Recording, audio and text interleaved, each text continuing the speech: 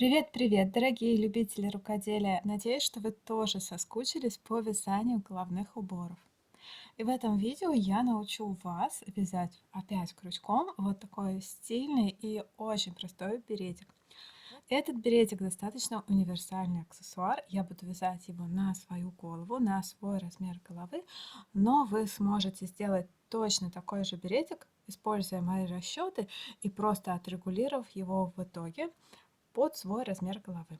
Подписывайтесь на канал, ставьте лайки и давайте начинать вязание. Для вязания мне потребуется два моточка вот такой вот пряжи троицкая Фиджи. Вот ее характеристики: 100 грамм, 95 метров, и состав: шерсть, мериноса, хлопок и акрил.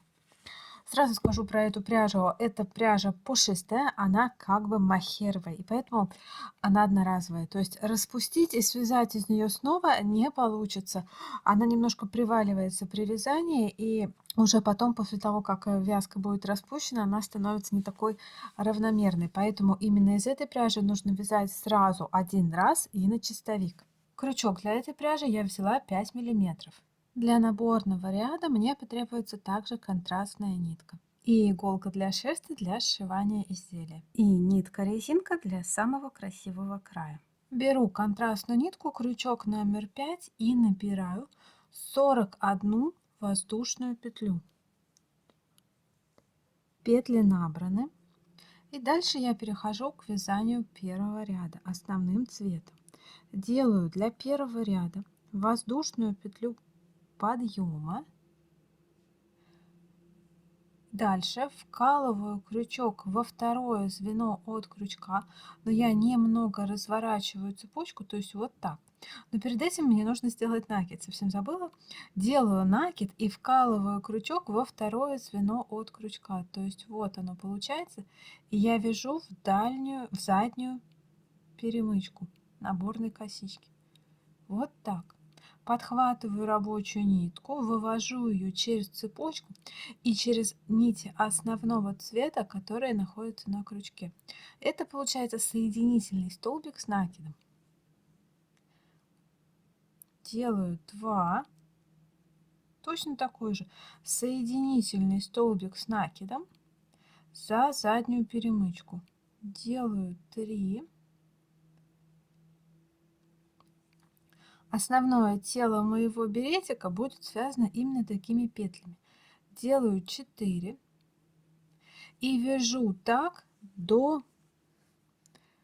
последних 8 петель. То есть если я набрала 41 петлю, то значит мне нужно здесь 8 оставить.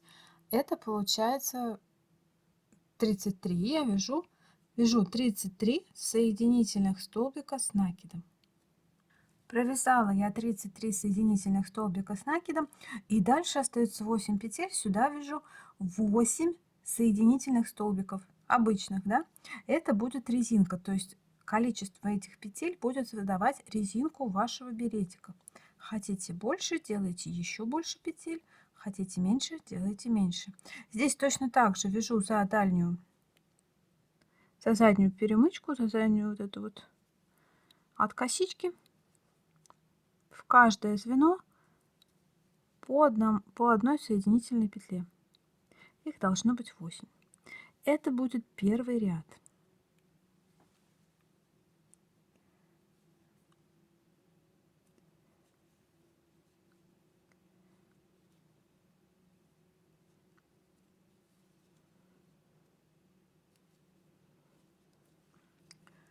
Теперь второй ряд. Со второго ряда начнутся укороченные ряды в этом клине. Итак, воздушная петля подъема, поворот, и вкалываю крючок во второе звено от крючка. Здесь уже вкалываю за дальнюю дужку, за дальнюю полукосичку, и делаю соединительные петли. Во втором ряду вяжу просто соединительными петлями. Здесь я не делаю соединительных петель с накидом, и поэтому будет такое чередование: ряд соединительных петель с накидом, ряд просто соединительных петель. За счет этого полотно не будет рыхлым, но по лицевой части останутся такие пушистые косички. В этом ряду я делаю 39 соединительных петель, то есть 2 петли до конца ряда я не дохожу. Вот, не дошла я 2 петли до конца ряда, и дальше будет третий ряд. Опять воздушная петля подъема, поворот. Снова делаю накид и снова вкалываю крючок за дальнюю дужку во второе звено от крючка. И делаю соединительную петлю с накидом. И здесь точно так же работаю до последних 8 петель. То есть здесь должно быть 31, да, получается, соединительная петля с накидом. Число петель вот здесь вот для резинки у меня 8, оно в каждом ряду постоянно. Петли с накидом я довязала, и дальше вяжу просто обычные соединительные петли. Раз, за дальнюю дужку. 2, 3, 4, 5, 6, 7 и 8. Итак, это был третий ряд. И дальше четвертый ряд. Воздушная петля подъема, разворот, четвертый ряд четные. Все четные ряды это просто соединительные петли. В этом ряду я снова не довязываю 2 петли. 2, 3, 4, 5. То есть вяжу вот до этой точки. Четвертый ряд это было 37 соединительных петель. Пятый ряд воздушная петля подъема, поворот, и здесь делаю сначала накид, затем вкалываю крючок и работаю соединительными петлями с накидом до 8 последних петель в ряду. То есть здесь должна быть 29, здесь будет соединительных петель с накидом, а затем 8 обычных петель с накидом. Но я подробно уже показывать это не буду. Шестой ряд. Четный ряд, воздушная петля подъема, во второе звено от крючка вкалываю крючок, и здесь просто соединительные петли за дальнюю дужку, самые обычные. Работаю так, снова оставляю в конце ряда 2 петли вот от этой ступеньки недовязанными, и это получается, что в данном ряду у меня 35 соединительных петель. Седьмой ряд, ну то же самое, воздушная петля подъема, разворот, делаю накид, во второе звено от крючка вкалываю крючок и вяжу соединительные петли с накидом за дальнюю дужку. И здесь должно быть их 27 соединительных петель с накидом, и в конце будет 8 просто соединительных петель. Все петли за дальнюю дужку.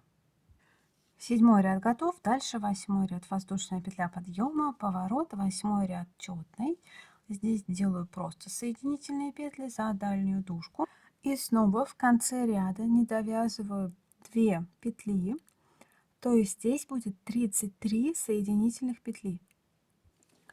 Девятый ряд, воздушная петля подъема, поворот, делаю накид, во второе звено вкалываю крючок и работаю соединительными петлями с накидом.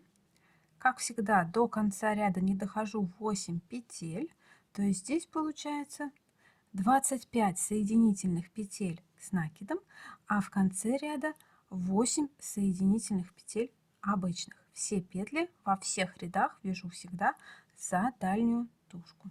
Девятый ряд готов, десятый ряд воздушная петля подъема, поворот, во второе звено от крючка начинаю делать соединительные петли за дальнюю дужку.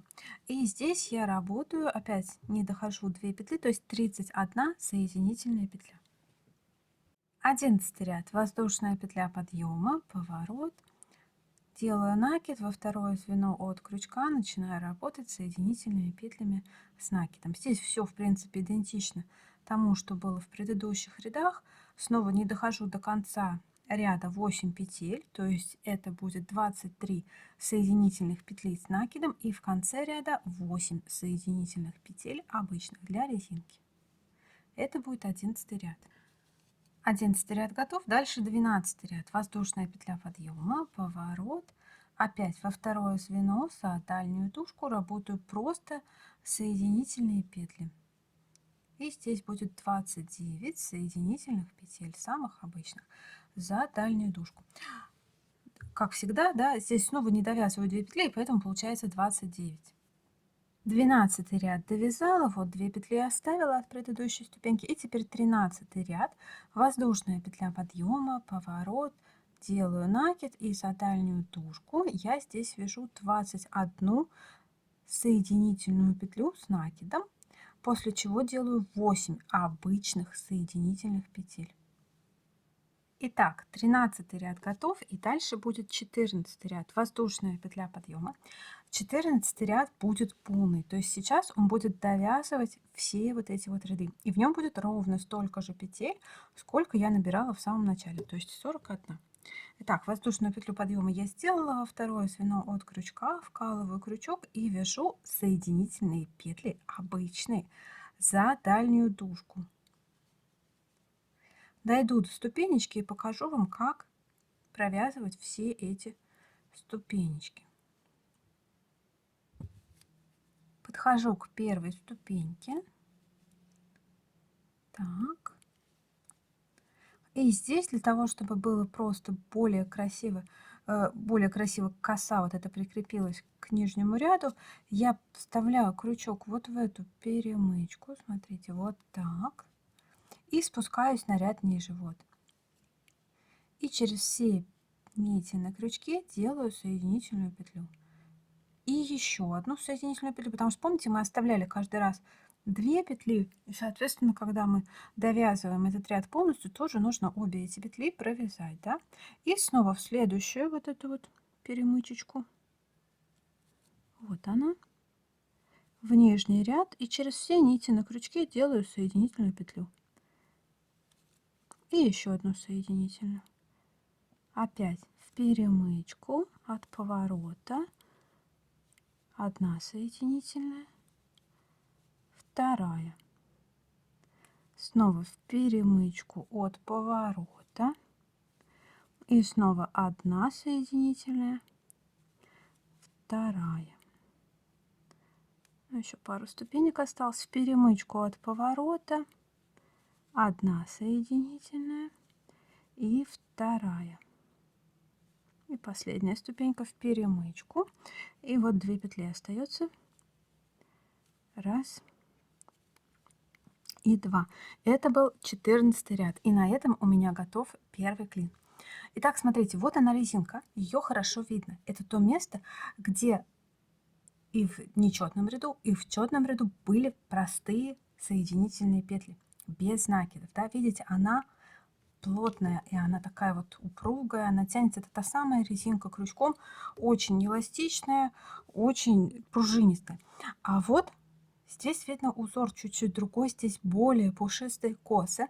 Это то место, где провязывались в нечетном ряду соединительные петли с накидом. Именно накиды дают здесь вот эту пушистую косу. Это тоже резинка, но она уже не такая пружинистая. И мне больше нравится вот по краю изделия оставлять обычную резинку, а основное тело вот для этого беретика вязать вот этой пушистой резинкой. Это лицевая сторона. Вот смотрите, изнаночная сторона.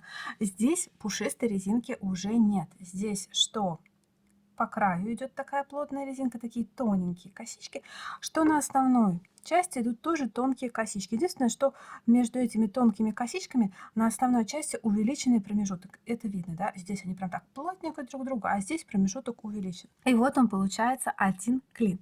Таких клиньев в шапке нужно связать 8.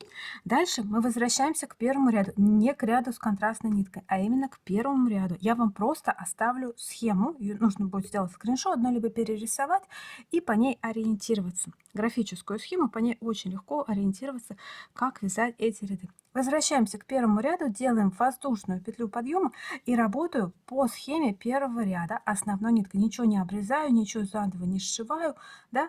Все вяжу одним полотном. Делаю накид, вставляю крючок во вторую петлю от крючка и вяжу соединительными петлями с накидом за дальнюю дужку. Здесь у меня должно быть 33 соединительных петли с накидом и 8 петель обычных соединительных петель конце ряда для резиночки. Ну, все точно так же, как мы делали в предыдущем клине. Это будет фактически первый ряд. Я так и буду его считать, как снова ряд 1.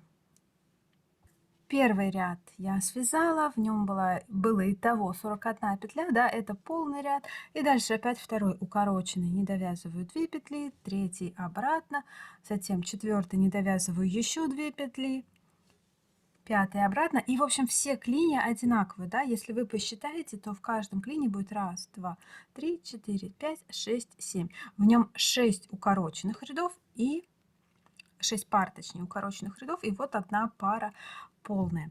Всего клиньев в берете должно быть 8. Именно 8 клиньев на такой вязке дадут круг, плоский круг. Если вы сделаете 6 клиньев, то получится шапка. Из 6 клиньев у меня есть шапка, я вам оставлю ссылку на это видео. Но если вы хотите именно берет, а в классическом берете форма как бы макушки это круг, то вяжите 8 клиньев. Если будет клиньев больше, то тогда, скорее всего, она пойдет у вас волной. Если у вас другая пряжа, допустим, у вас пряжа тоньше, то тогда делайте в клине больше укороченных рядов. А вот сама по себе ширина клина, она должна быть 1/8 вашей обхвата вашей головы. Как сейчас это число определить, я вам расскажу. Итак, смотрите, размер моей шапки это 55 сантиметров. Это такой самый средний стандартный размер головы. И обычно шапки я тоже вяжу на этот размер. Как здесь сориентироваться? Потому какую высоту клина вязать. Вот высота самого клина, если я вот так приблизительно замерю, это, ну, 8, да? А если я замерю резиночку, ну, где-то 5-5,5. И так как я уже связала достаточно много шапок бини, я точно знаю, а шапку бини я вяжу, допустим, резинкой 1 на 1, то шапочка бини, чтобы она хорошо сидела на моей голове, не давила, не спадала, не слезала, мне нужна 44-42 сантиметра в обхвате, да, то есть не 55, 55 это слишком много. И вот я 44 делю приблизительно на 8, потому что мой клин это 1/8. Ну и 44 делить на 8, это получается 5,5. 5,5 сантиметра мне нужна высота клина. То есть вот как раз то, что я и имею. И высота, в принципе, самой шапки где-то 21,5 сантиметра. Но это берет, я напоминаю, да, то есть он вот так вот, как вам показать, вот так вот, да, он складывается. То есть радиус моего берета, ну, 12,5 сантиметра. И, в принципе, это довольно стандартный размер для берета. Если у вас обхват головы больше, то можете сделать клин шире. Но сразу скажу, у меня шапка в итоге получилась немножко большего размера, чем мне нужно. И поэтому вот здесь, вот по краю я просто вставила резиночку, для того, чтобы вязаная резинка плотно прилегала к шапке. На самом деле так красиво складываться берет без ниточки резинки по краю он не будет. Вот, поэтому такой лайфхак, да, этот берет подойдет на голову даже больше, чем у меня, больше, чем 55, 56, там 57, за счет того, что здесь по краю вставлена резинка, и за счет того, что она просто стягивает красиво вязаную резинку на тот размер, на который мне нужно. Я связала все 8 клиньев для беретика. Их легко пересчитать. 1, 2, 3, 4, 5, 6, 7, 8. Все они одинаковые, все они идентичны, вяжутся по одной схеме.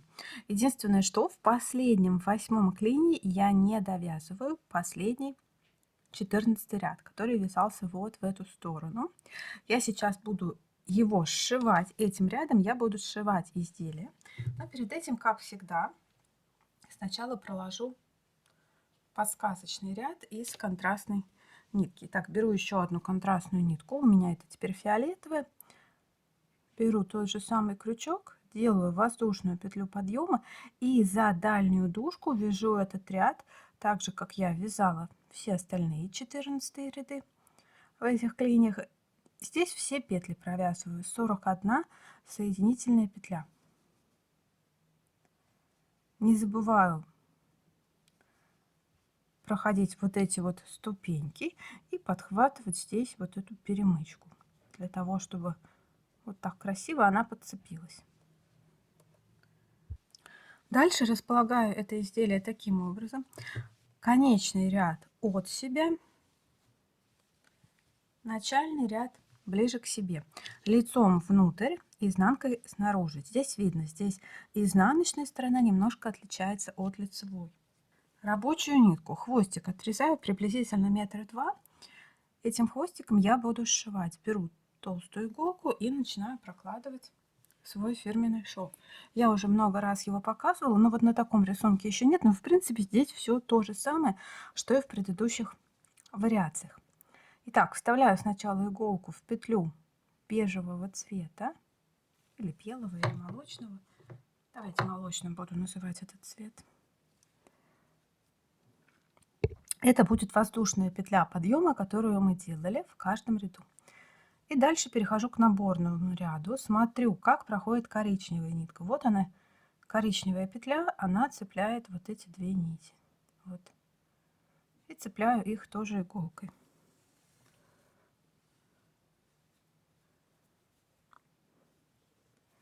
Нитку вывожу. Теперь возвращаю в петлю.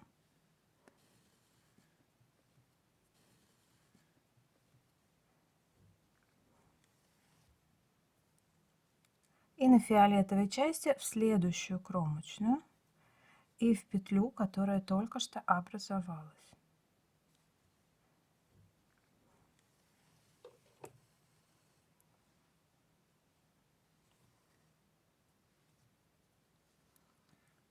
Снова смотрю, как проходит коричневая нить. Вот она цепляет две ниточки. И цепляю их иголкой. В петлю, в кромочную.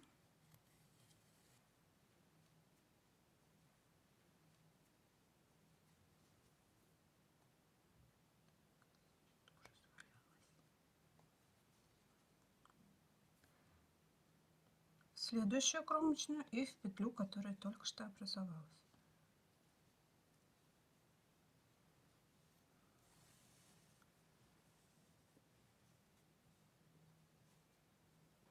И опять на коричневой детали, вот смотрю, как проходит коричневая нитка. Вот так.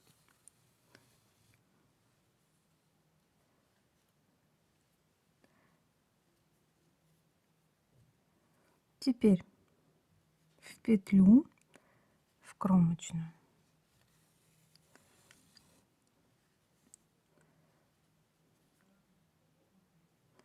В кромочную, в петлю.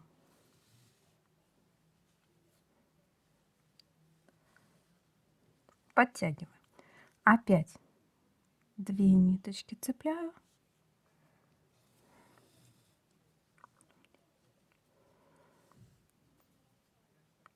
В петлю, в кромочную.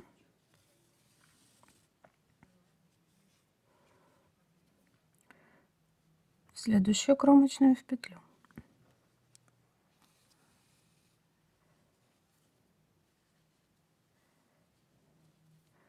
Опять цепляю две ниточки, которые цепляет коричневая нитка. В петлю, в кромочную.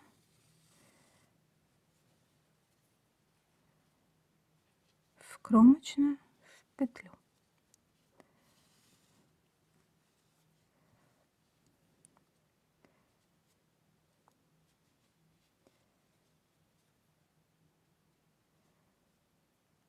Снова цепляю две ниточки. В петлю, в кромочную. В кромочную, в петлю.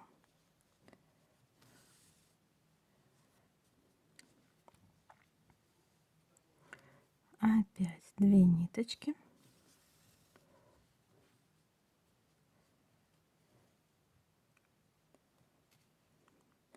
В петлю, в кромочную. В кромочную, в петлю. Так, подтягиваю.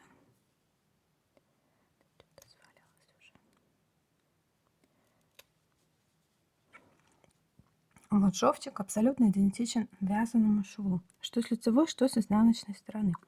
Дальше рисунок немножко меняется. Это сейчас я шила манжету, резинку.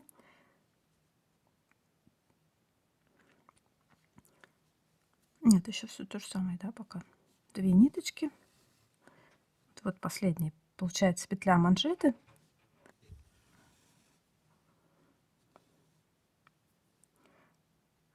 Кромочную в петлю.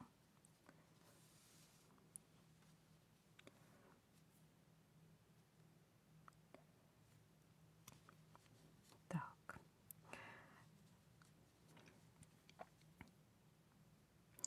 Вот, теперь дальше рисунок меняется, манжета закончилась. Здесь немножко вот так раздвигаю, но по сути там все те же 2 ниточки остаются. Единственное, что к ним добавлялся, помните, накид. И вот накид я немножко вот так отодвигаю и все еще вставляю иголку в 2 ниточки. Вот так.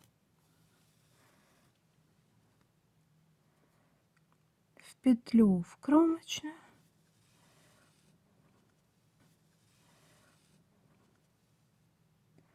В кромочную в петлю.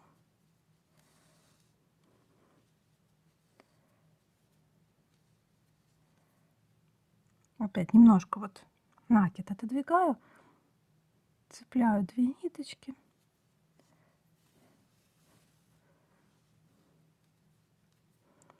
В петлю в кромочную. Так.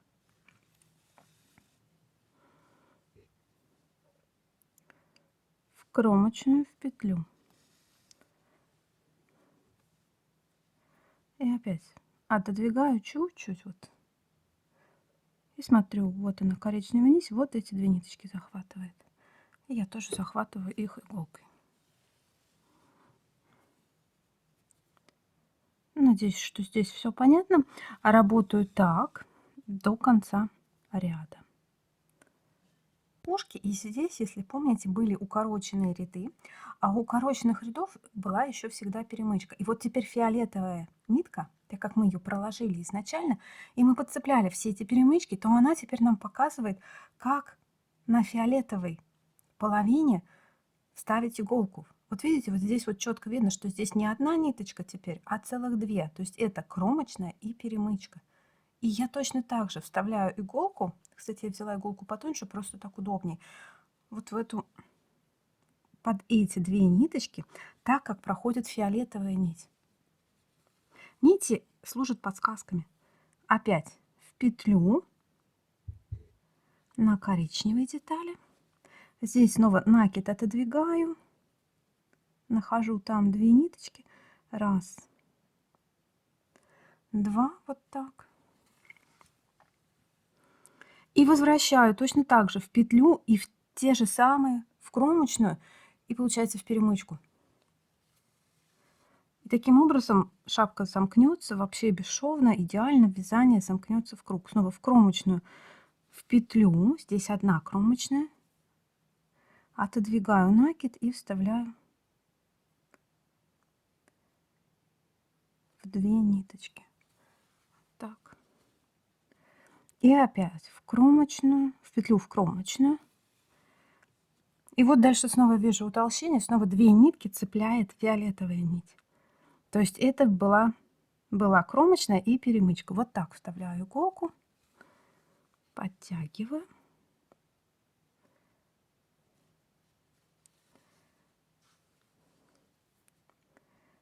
Так, здесь 2 ниточки.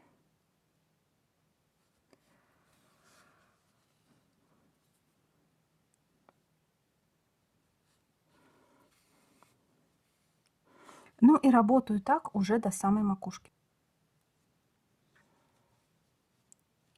Последние петли дошиваю. Так, в петлю в кромочную. Вот была последняя перемычка, да? Получается, у самой первой ступеньки, у самого первого укороченного ряда. Так, сейчас подцеплю эти 2 ниточки. Вот, подцепила. В петлю. Так, Снова накид отодвигаю, вот 2 нити. Цепляю их. Так.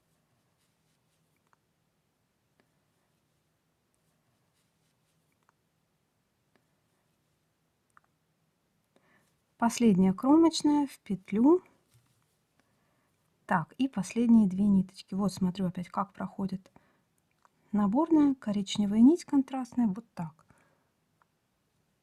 Цепляю в петлю, в кромочную. И все. На этом, в принципе, сшивание шапки закончилось. Видите, 2 нити пришло в одну точку. Если я их соединю, эти 2 нити, вот смотрите, соединяю, то получается мысленно просто воздушная петля. Удаляю контрастные нитки. Они здесь удаляются очень легко. Распускаю фиолетовый хвостик. И вот так вот дергаю за нитку. Там просто нитка привалялась. И ее аккуратненько, в принципе, удаляю. С коричневой ниткой здесь поступаю точно так же. Здесь надо распустить сначала вот эту вот макушку. Здесь вот если освободить петлю, то коричневая нитка тоже легко распустится. Просто дергаю за хвостик. И она распускается. Ну, здесь сама по себе пряжа такая сваливающаяся, поэтому это не выглядит в одно движение. Но это происходит благодаря тому, что первый ряд я провязала не за дальнюю полупетлю, а за заднюю перемычку. Удаляю контрастные нити и стягиваю макушку. Выворачиваю шапочку наизнанку, связываю ниточки на узелок, 2 хвостика между собой просто. И дальше вот длинный хвостик у меня один остался, я его вкалываю вот в перемычке. Всего будет здесь 8 вот этих вот краевых. Это полные петли полные ряды от каждого клина. И вставляю сюда. 1, 2, 3, 4, 5, 6, 7, 8. Макушку стягиваю до предела. И ниточки снова второй раз завязываю между собой. 1 и 2. При желании можно еще раз пройтись вдоль макушки этой же ниткой. Ну или можно ставить так и спрятать хвостики вдоль вязаной косички. Так вот работаю вдоль вязаной косички и прячу все хвостики, которые в этом изделии у меня образовались. Плед на этом почти готов. Я его вывернула на лицо. Вот так выглядит макушка. Конечно, здесь нужно еще провести ВТО, да, постирать, чтобы все ниточки, все петли уложились хорошо, идеально. Единственное, что я предлагаю, чтобы край моего берета был не вот таким, а вот таким идеально круглым и изящным, я предлагаю просто вставить в край резиночку. Беру иголку с ниткой-резинкой и по изнаночной стороне вставляю иголку в петли последнего ряда. И прохожусь так по всему периметру этого беретика. Здесь вот вначале не делаю узелочка, я оставлю хвостик, для того, чтобы можно было просто удобно в конце связать хвостики между собой на узел. Один круг я прошла и спускаюсь на ряд выше. И прохожу точно так же второй круг по второму ряду. Когда ниточки встречаются в одной точке, хвостики просто связываю между собой. Все. Дальше остается только постирать, отгладить, отпарить этот беретик. Резинку я вставила, затянула по размеру своей головы, делая примерку. И вот такой получается край. Также я прошлась отпаривателем по этому беретику. Да? Вот этот беретик у меня, тот, который фиолетовый, он эпостиран, а этот просто поглажен отпаривателем. И смотрите, размеры у этих беретиков абсолютно идентичны. Но мне кажется, даже фиолетовый чуть-чуть, возможно, поменьше на какой-то там полсантиметра. Хотя нет, они абсолютно идентичны. Я могу смело сказать, что данная пряжа и данное изделие после стирки размера своего не меняет. Вот так выглядят мои беретики. И вот с другой стороны, да, шва здесь никак нигде не найти. где он проходит, я честно скажу, я не знаю.